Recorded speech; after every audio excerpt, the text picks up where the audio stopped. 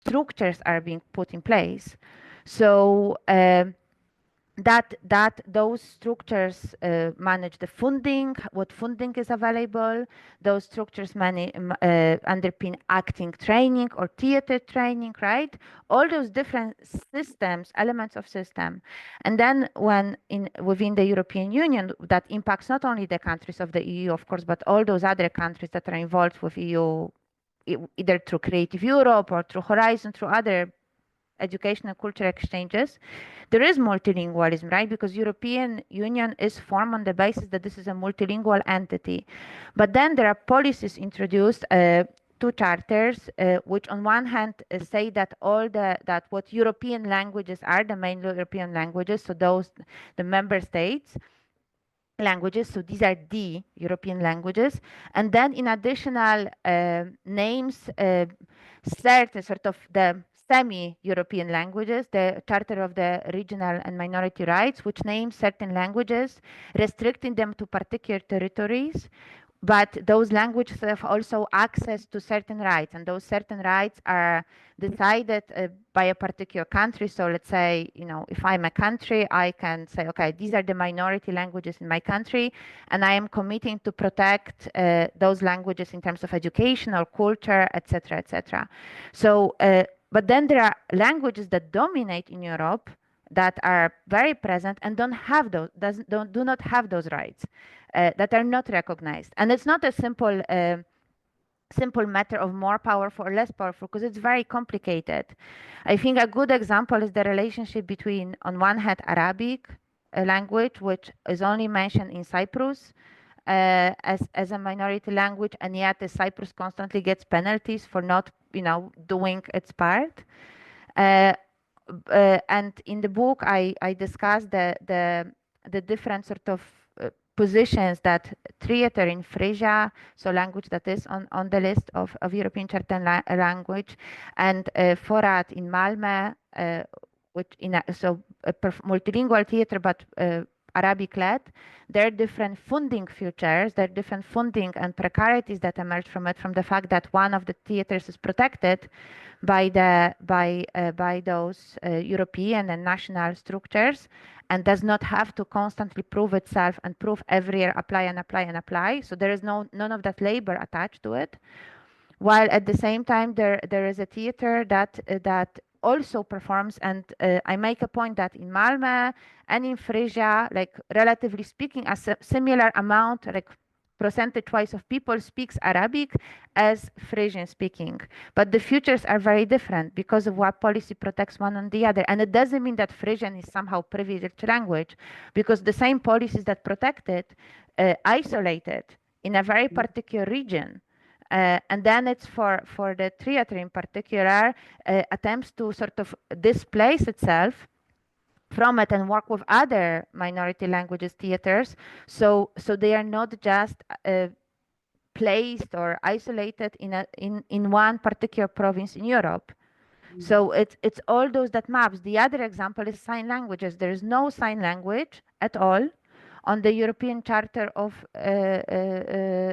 Regional Minority Languages, and European Deaf Union has raised it because, as they said, that positions sign languages, whichever countries, and of course these are also national policies that either recognize sign language as a language or not at all, but that positions sign language as an accessibility tool, rather than a language that has a history, that has a culture, that has communities, that has ways of knowing through it.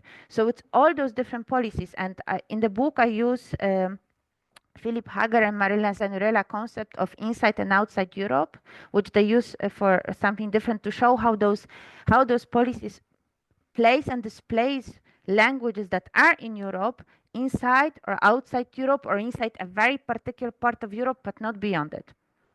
Welcome everyone. Welcome to this session of forced migration in the arts. For today, we've got Kasia Lech and Claire French. I don't know if I've pronounced your surname correctly, Kasia. Please correct me. Kasia, almost. Kasia. Yeah, it's the she from Poland. Yeah, Kasia, it's perfect. Thank you. How about your surname? Lech. Kasia Lech and Claire French, who are going to be in conversation with each other around multilingual dramaturgies towards new European theatre, Kasia's latest book. What I'm going to do is I'll give you a brief introduction and talk about forced migration in the arts a little bit, and then I'll hand over to Claire. So forced migration in the arts is an international network that brings together people with lived experience of forced migration, refugee and non-refugee artists, activists, academics, and art spaces. And we host monthly interviews or conversations looking at work taking place at the intersection where forced migration in the arts meet. Normally, we hold our conversations on a Thursday, on the last Thursday of each month, but this is a special occasion. So we exercise a little bit of flexibility for this conversation. So with this, and also I think the important thing that I need to stress is that the network encourages mutual support and collaboration, which means that, you know, we encourage everyone who is working at the intersection where post-migration and the arts meet to be collaborative in all possible meanings of the term. And again, that ties to the times that we are living in, with the extreme violence that we are seeing that is being used against people who are seeking refuge. So I'll stop here and hand over to Claire. Over to you, Claire. So we thought that since Kasia's book is largely about multilingualism and difference, that it might be nice to share with one another via the chat the terms for difference that might come into our lives in multiple languages or varieties. So please feel free in the chat to add your words for difference in whatever languages or varieties you might have access to. And we also spoke about what's happened this week and how we are all somehow wrestling with the news and how it affects our present and futures.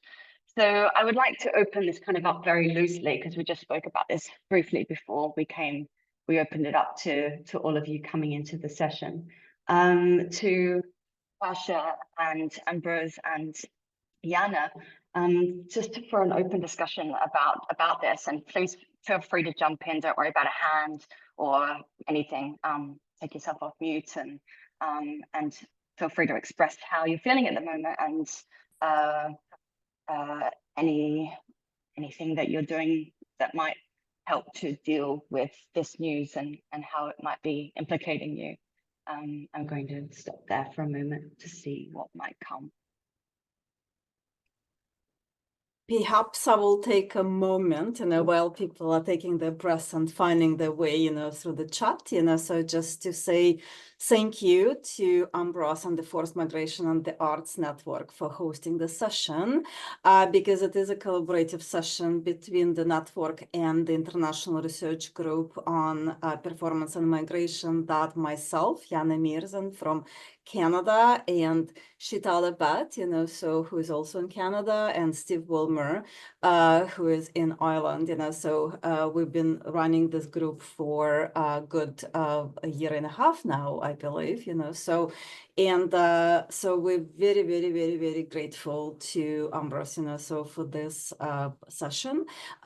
We also wanted to tell people that our group, continues to meet online, so through the year, and we have prepared 2 call for papers for the meeting of the International Federation of Theatre Research in Cologne in 2025.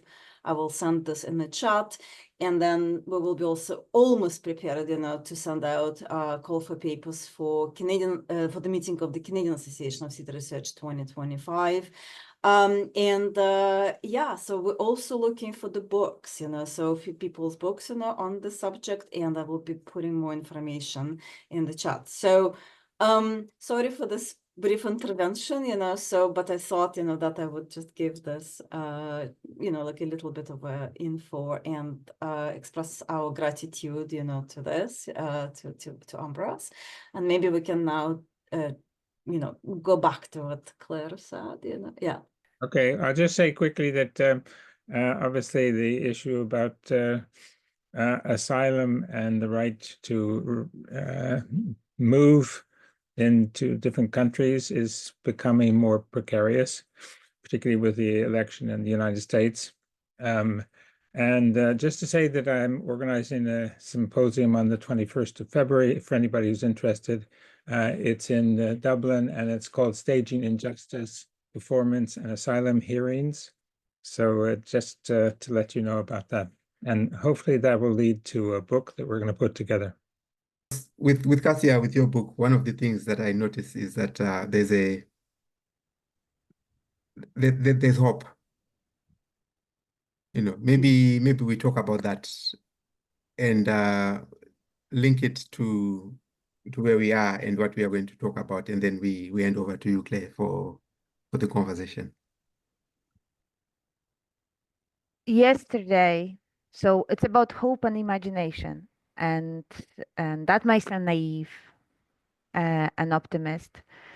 But yesterday there was a cultural congress in Poland. It's an event that happens irregularly every few years. And one of the artists speaking, Agnieszka Holland, said that all we have left is imagination. And it's a really obligation to keep imagining. And for me, what is really important, and what was important in this book, that it's a question, who do you invite to imagine with? And which voices, which languages, and therefore ways of knowing are invited to imagine that future. And that I think I don't think I have enough words in any language to reflect deeply on what is happening now, because it's too much in the body, I think, at the moment. So I just pass on to Claire, if that's okay. Thank you so much, Ambrose. And to use these moments as time to share in understanding and imagination as well. Thank you. So I have the privilege to chat with Kasia for the next little while, maybe half an hour-ish, about this exciting new monograph, Multilingual Dramaturgies. I've read the book. It's so nice to have a hardcover. It feels quite old-fashioned almost.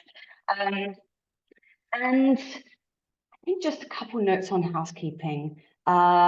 We both share in horizontal approaches to communication as much as we can, where possible. And whenever you like, you can really jump in. Raise your hand if you like, and then I can bring you into the conversation. You can ask a question still while we're chatting.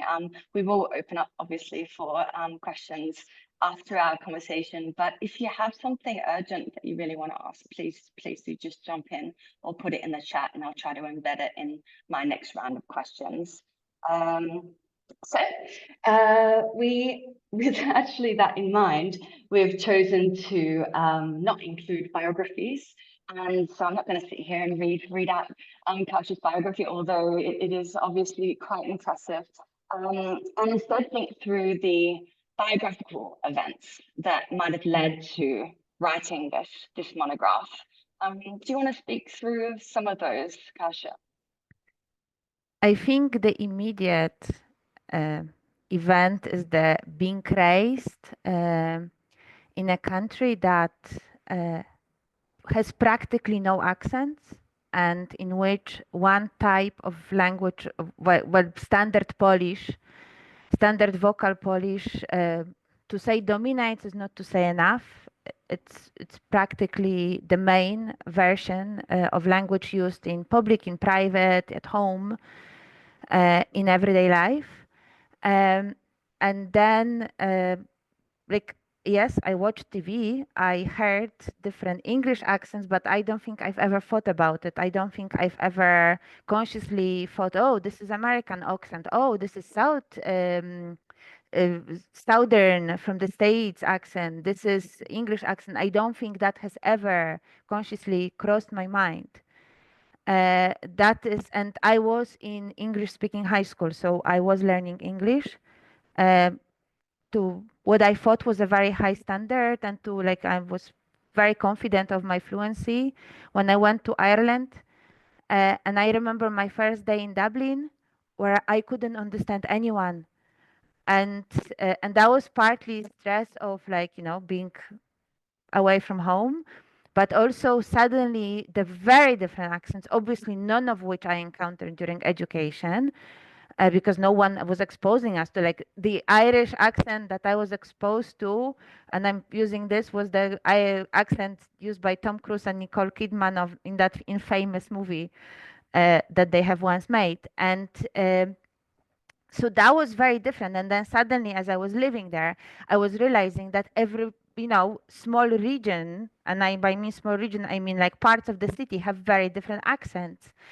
And that diversity in a country that is much smaller than Poland, and population is much smaller, 30 times smaller approximately.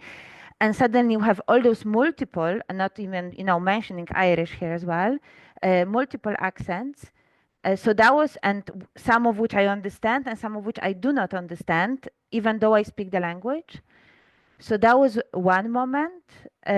The other, because I don't think I can say it linearly. The other moment is the moment when I was still in Poland, and in the third year of drama school, our professor Mirek Kocur brought us to Greece, to Olympia, to Floka amphitheater, where there was a festival of drama schools. And we were performing in this amphitheater, and both groups prepared Plautus Assignaria, and that was our exam at the end of the third year. It was classical scenes exams. We both had very, very different take on it. And then suddenly he said, well, you are here performing for international audience, let's play with it. And he brought us Greek musicians. Suddenly we started playing with English, with Greek, and it became something very different what it was. But it became fun. And at the same time, we were sitting and talking, and it was a festival, and there were people from all over Europe. Outside of Europe, there was only one university from States, and we didn't share a language. There was no like one language we could use to talk to each other, because not everybody spoke English, and there were different. There was also big group speaking only French. So we're trying to figure out ways of talking because we wanted to talk with each other. And that moment made me really excited about potential that it is. And then living in Ireland and wanting to still do theater, like multilingualism was the only way that I could do it. And then of course there were other things happening in which like things that I thought that were obvious and known were being displaced. Writing, like I started my PhD, and I always thought I'm a very good writer. I've been told that I'm a very good writer, and then I had my supervisors, Dr. Katlin and Dr. Katlana Kluterbeck, sitting with me and explaining me how to write, because the idea that I always thought that the longer sentences you write, the better writer you are. Therefore, the more convoluted you thought you can make and surprise the reader, the better it is. That was suddenly not the case. In fact, this was the opposite. So how those different ideas are rooted in language was becoming really shifting in me, and I was very aware of gaps and differences and things I do no longer know, even though I thought that they were obvious. So that would be, I think, those sort of major events. I guess now one more event was when I moved to England, and some people would correct my accent, but it wasn't the Polish element of the accent that would offer correct, but some of those words that I pick up in Dublin, and I wouldn't say that in Dublin, I would say in Dublin, and then after 10 years in England, I say now Dublin, but they would correct that. And that was, again, suddenly it was the same language, and I thought I got it, and then here one more time, I was not getting it. So I think those different events of being displaced in the language I thought I had a take on, where was shaping it. This kind of co-construction of language policy, right, attached to standardization, which really leads me to the next question, which is obviously a book like this, it has the potential to both reproduce language ideologies surrounding multilingualism in Europe. And I think your text, it treads this exciting line between kind of rediscussing or reconceptualizing European multilingualisms and a kind of a new way of looking into language practices that are more inclusive and might look more towards code switching, for example, which has been previously kept to the side of European language ideologies, as languages are, very much presented as kind of separated in order to be proper literary varieties.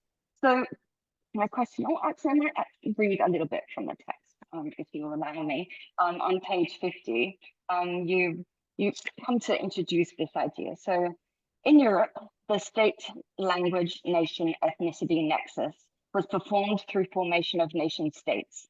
Countries underpinned by the idea that nation equals state. National revolutions and separation and unification processes sweeping across the continent in the 19th century.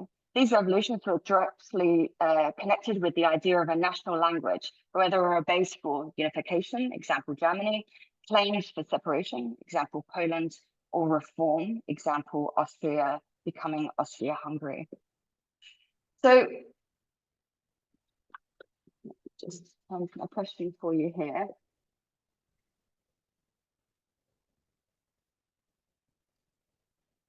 Can you speak a little bit more about these language policies, yeah, and how they've historically shaped European theatres and maybe more specifically dramaturgies? So I think on one hand is that there's multiple histories, I think, here.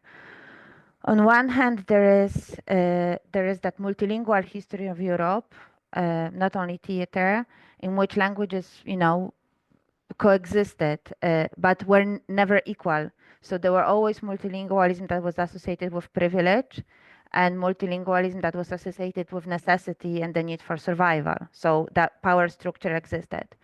On the other hand, you have from the end of Renaissance, but really particularly in Enlightenment, the need to standardize languages that later becomes as the one nation, one language start running through Europe, the idea of imagining unity in language and through language. And it also deals with histories that for some countries, the fact that language was standardized, like in Finland, that became standardized, it was the standardized language that allowed, it's not even was a claim, that allowed for the independence to happen. So, or as in Poland, that allowed nation to survive. So those stories, and then I'm now running through the history a little bit, and then positivism happened. So again, standard language somehow was imagined as expressing positivist value, so the real true. And particularly for historiographies, for how the stories were told, how the education happened, how positivist value are underpinning administration, education, and histories for a very long time. So there are all those structures that are happening, and it doesn't mean that theater is and then theater within it is seen as an important factor of nation building.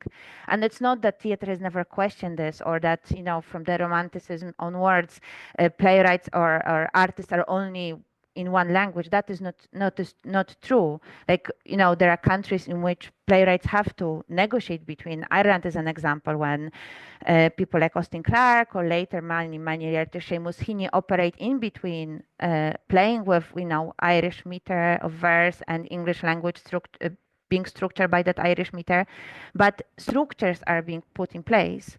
So those structures manage the funding, what funding is available. Those structures underpin acting training or theater training, right? All those different systems, elements of system. And then within the European Union, that impacts not only the countries of the EU, of course, but all those other countries that are involved with EU, either through Creative Europe or through Horizon, through other education and culture exchanges. There is multilingualism, right? Because European Union is formed on the basis that this is a multilingual entity. But then there are policies introduced, two charters, which on one hand say that that what European languages are, the main European languages, so the member states languages, so these are the European languages, and then in additional names, certain sort of the semi-European languages, the Charter of the Regional and Minority Rights, which names certain languages, restricting them to particular territories. But those languages have also access to certain rights, and those certain rights are decided by a particular country. So let's say, if I'm a country, I can say, okay, these are the minority languages in my country, and I am committing to protect those languages in terms of education or culture, etc., etc. So, but then there are languages that dominate in Europe that are very present and do not have those rights, that are not recognized. And it's not a simple matter of more powerful or less powerful, because it's very complicated. I think a good example is the relationship between, on one hand, Arabic language, which is only mentioned in Cyprus as a minority language, and yet Cyprus constantly gets penalties for not, doing its part. And in the book, I discussed the different sort of positions that theater in Frisia, so language that is on the list of European Charter language, and Forat in Malmö, which multilingual theater, but Arabic-led. There are different funding futures, there are different funding and precarities that emerge from it, from the fact that one of the theaters is protected by those European and national structures, and does not have to constantly prove itself and prove every year apply and apply and apply. So there is none of that labor attached to it. While at the same time there is a theater that also performs, and I make a point that in Malmö and in Frisia, like relatively speaking, a similar amount, like percentage-wise of people speaks Arabic as Frisian speaking. But the futures are very different because of what policy protects one on the other. And it doesn't mean that Frisian is somehow privileged language, because the same policies that protect it isolate it in a very particular region.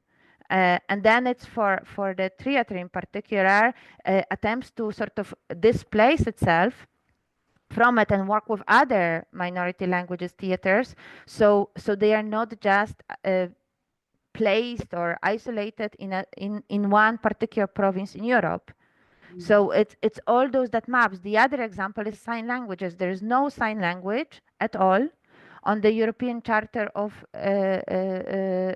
Regional Minority Languages, and European Deaf Union has raised it because, as they said, that positions sign languages, whichever countries, and of course these are also national policies that either recognize sign language as a language or not at all, but that positions sign language as an accessibility tool, rather than a language that has a history, that has a culture, that has communities, that has ways of knowing through it. So it's all those different policies. And in the book, I use Philip Hager and Marilyn Zanurella concept of inside and outside Europe, which they use for something different, to show how those policies place and displace languages that are in Europe inside or outside Europe, or inside a very particular part of Europe, but not beyond it.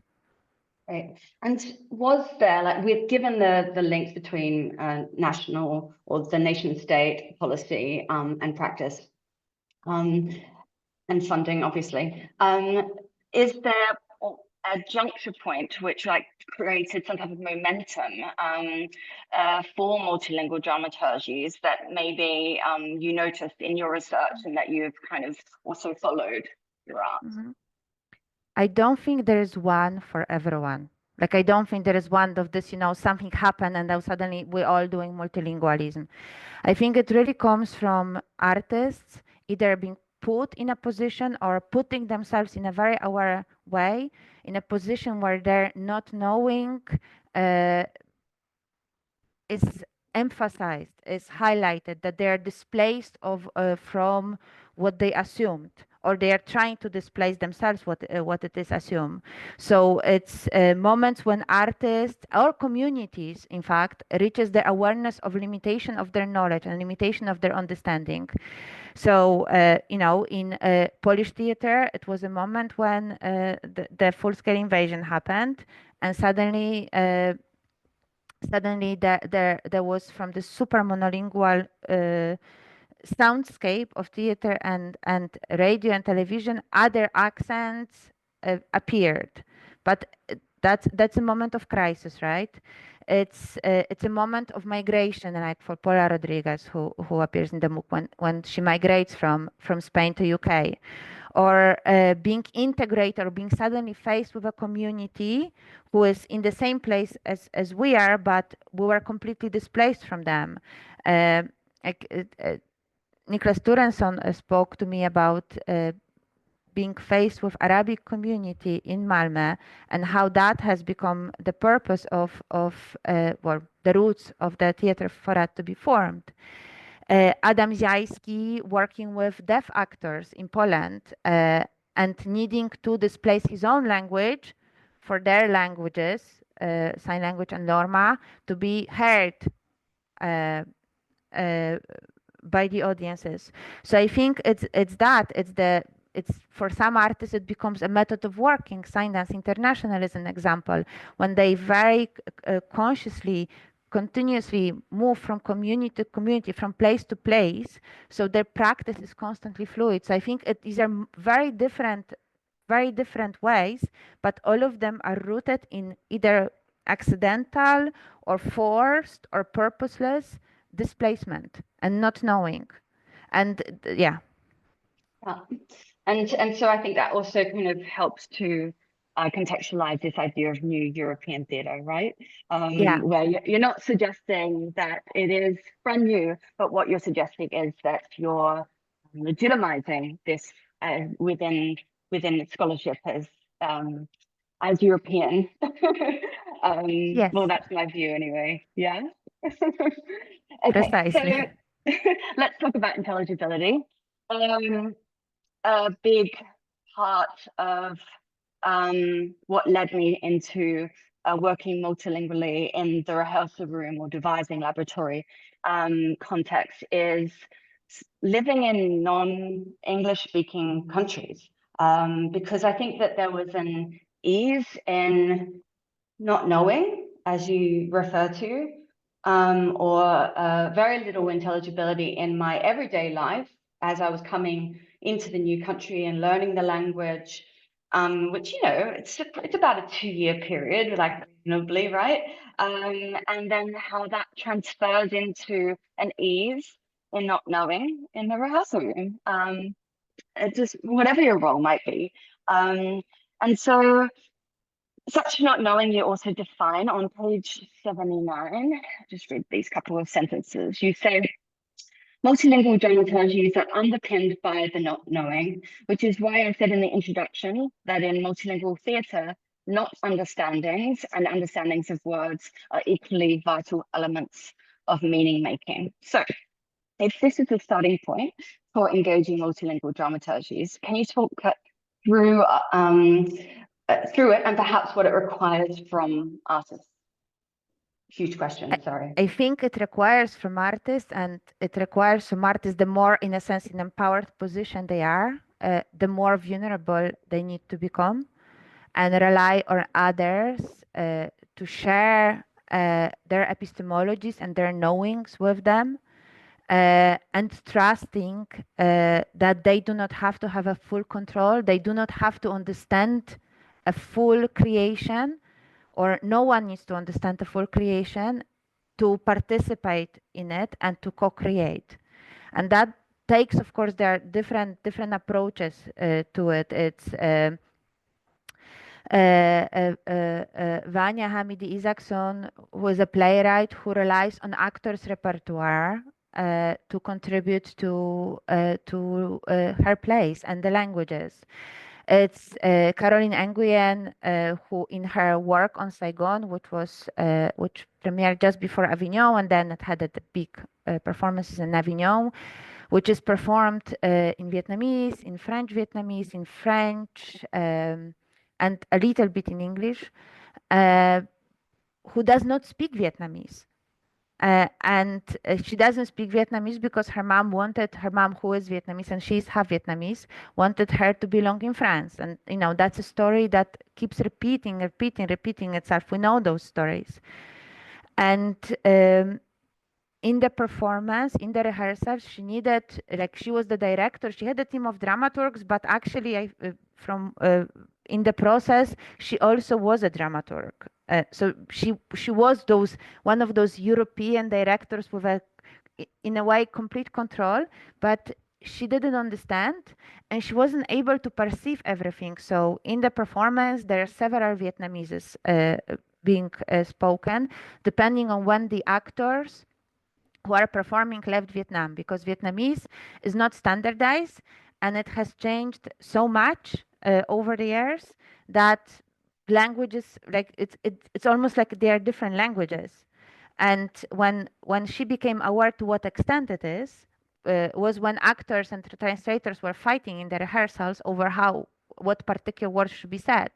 And the only thing that she focused on is that those tensions do not disappear, that those things remain, even though, you know, the audience in Avignon is unlikely to hear them.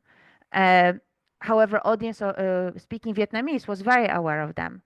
And for us, like by us, I mean all those that do not speak Vietnamese, there's only one moment in the performance that we are sort of like allowed little look into it, is when one of the characters comes back to Vietnam in 90s and is standing in the same place that he stood when he last time saw him in Vietnam. And he speaks to a character, young girl, that we before we saw playing one of his lover. So it could be his daughter, it could be not, it could be, you know, it's all those sort of togetherness and connections are being thrown at us. And they try to speak Vietnamese to each other, but these Vietnamese they use are not mutually intelligible. So they have to turn into English, but English that they share is maybe 5 words. And yet those 5 English words that they share allow them to communicate more than their common language. And, you know, so that's when the moment when we see it. But then, of course, for Vietnamese audience that understands all those layers and understands what they mean, the differences, and associates them with time, that becomes the whole landscape and soundscape. And the director has no influence. The director gives up the right to have access to it. And I think that's what it requires. And that happens in many, many different ways in the book.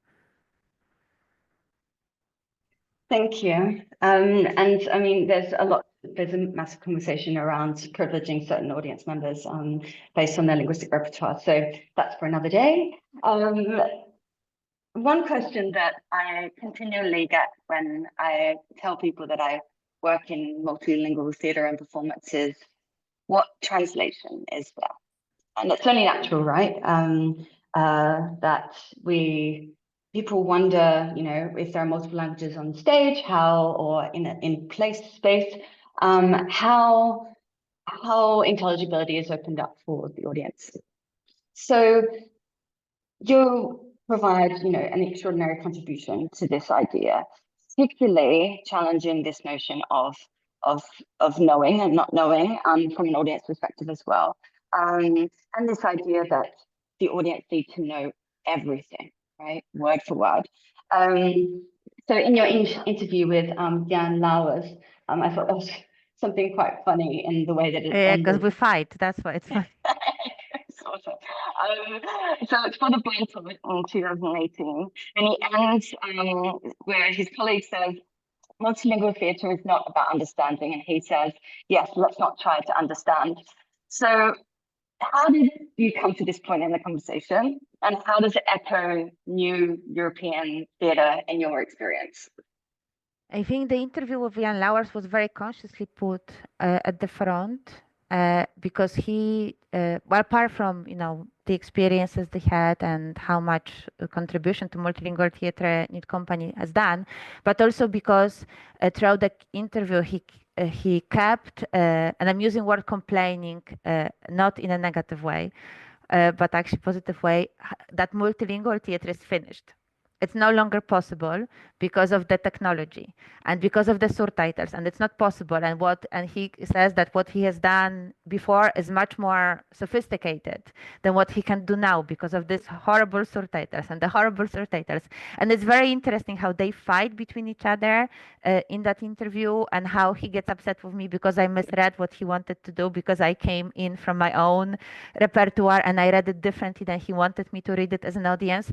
So there are all those different tensions, and I think from the question of understanding is, first of all, and you ask about what it requires. It also requires for the artist to give up the idea, and I know that no one really believes it, but yet somehow it still underpins that reception and production are the same, that the audience is going to get exactly what we are sending. And I think multilingual theater is really required to give up that idea. But on the other hand, the question of surtitles in particular appeared, I think, in every single interview. The question of either battling or giving up or figuring out different way of understanding. So in Teatro Forad, they had a moment when the audience was asked to translate for each other, so they were whispering through the ears. In Sign Dance Theater, I remember Isolde saying that, the audience is international. They will get it. She's not worried about it. Or Eugenio Barba saying, if they don't understand, then they have to come again and again and again. So it also, like, how that not understanding is handled is also about how different artists perceive the role of the audience in their work. And I say also how much, I guess, they can afford, the wrong word, but how of that, because it's very easy for Eugenio Barba to say, oh, they come again. And I guess, for example, for Paula Rodriguez, who is a migrant artist, who working for a very low-funded company, who does not have those big people backing her up, then also it means, if audience doesn't get it, if audience doesn't come, will I get someone to give me another show? But on the other hand, those that are performing in those big theaters, right, where they have to fill the seats, and yes, it's on one hand, so it's all those different dynamics that come into it, and what it means, to be intelligible and not to be intelligible, and who can afford to not be intelligible and who cannot afford to be intelligible. But it's also non-intelligibility, I think, as a rehearsal practice. That's in Žievėlė Pievėlė, which is Green Meadow performances made in Lithuanian National Theatre, which was the first time when non-professional, and I'm using non-professional actors, I know this is problematic, but what it means is actors not trained in drama school. And in East of Europe, in Central Europe, you have to be trained in drama school generally to be, so to not being from drama school and to be on the national stage, it's a big deal.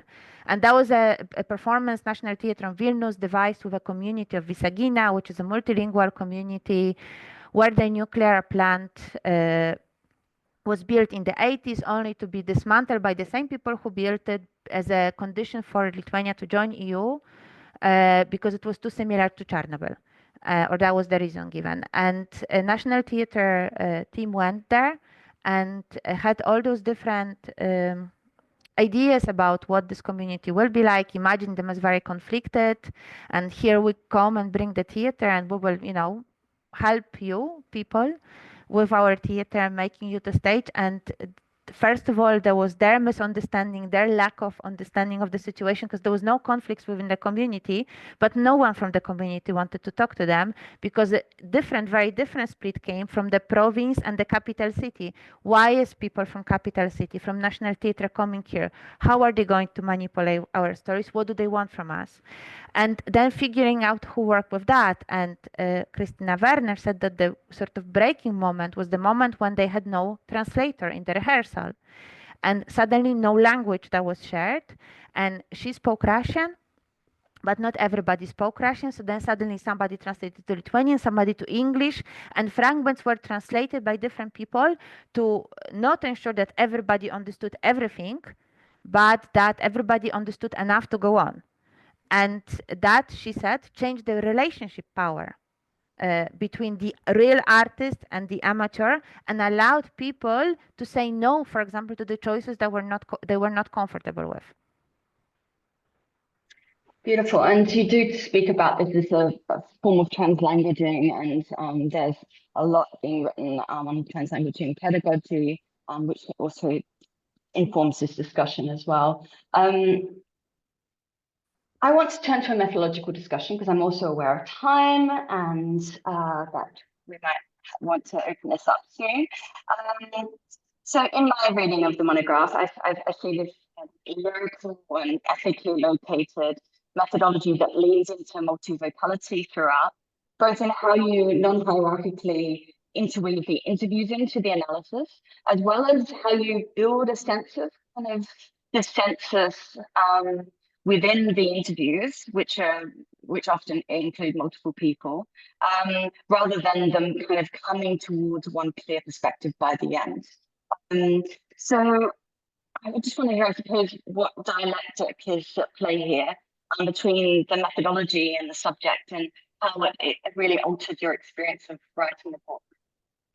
I think for me, it was really important that I don't end up talking to myself. And that this book does not become my version of multilingual theater or my view on what languages they are, because I am very situated, very, like all of us are, and I wanted to hear what other people say. I wanted to hear how people disagree with each other. I wanted to have those dialogues. So it is multilingual, or like it couldn't be multilingual fully in the publication mode, but at least so it is somehow close to what it argues for in the process of making. So I'm sure that social scholars would call it the data triangulation, I guess. But for me, it was really, it was scholarly, but it was above all the need, the physical need to have a conversation, to talk about it, and to make the own ideas and different ideas that emerge, this constantly displaced and challenged by other ideas, and to show that this is that's how it is. That I do not have to have a beautiful, like there is no one way, there is S in dramaturgies, because there is no one multilingual dramaturgies. Even artists that I spoke to talked about how their one production with, theoretically one dramaturgy shifts in response to different places in which they perform, how they integrate different languages, how they integrate different audiences, different perspectives. So like if one production changes so much, then however, I don't know, like I'm sure somebody else would write it very differently, but I did not know how to write it differently. Well, it's beautiful. I want to come to a final question that really allows for some openness for you to choose an example where your webbed, what you refer to as webbed differences, were able to come together, coalesce as a spectator. Do you want to speak to that? I think there are many moments like that, and many of them are covered in a book. But I will speak to perhaps more recent one that didn't make the book because it was too late that it happened. It happened in the Netherlands last year during a performance for children by Teche Winterberg, based on a book Het Stilte Klet Major, and I'm sorry for my Dutch pronunciation. I have B1, but it is my pronunciation is my weakest point. Which more or less means somebody that is silent, but at the same time somebody that is commanding in translation. And that production was a one-woman show. It was about a city in which words are not free but have to be bought in a shop. And there was a shop assistant that had like a words, proper words, nicely on the table. There were discounted words, sell from the basement, and there were dirty words like from behind the jacket. And that was a puppetry performance with the sort of bunraku puppet, like the closest, I guess, from like to explain what it was. So actress needed both hands to animate the puppet, but it was bilingual in a sense. It was performed both in vocal Dutch and sign Dutch. And of course, that is a challenge when you are also a puppeteer and your hands are busy with the puppet. So what the actress established from the very beginning was the centrality of language. So she starts the show, or in fact pre-show, in Dutch Sign Language, asking if there is someone in the audience who speaks Dutch Sign Language, and has a conversation. There was one person in the production I was at, and has a small conversation with that person. After which the show starts, and at the beginning she speaks and signs at the same time. But at some stage, that, in a sense, separation has to happen. But when that separation happens, is when she sort of displaces her body by allowing us to see her body, pre-recorded body on the scenography, and her physical body in front of us.